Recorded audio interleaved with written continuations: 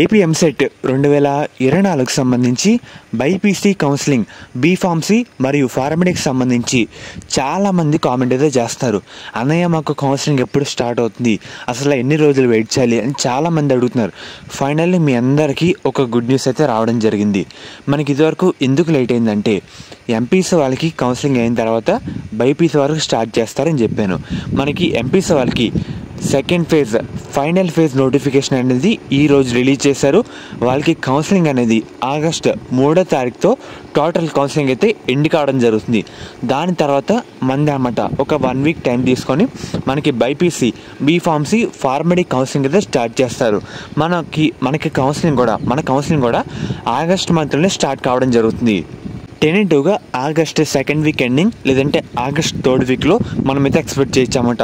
ఇంకా లేట్ అంటూ ఉండదు. అంతలోపు ఫార్మసీ కౌన్సిలింగ్ ఆఫ్ ఇండియా నుంచి అప్రూవల్స్ అన్నీ రావడం జరుగుతుంది కాలేజీలకి. సో మనకి ఇంత ప్రాసెస్ వల్ల మనకి ఇంత డిలే అయితే అయిందన్నమాట.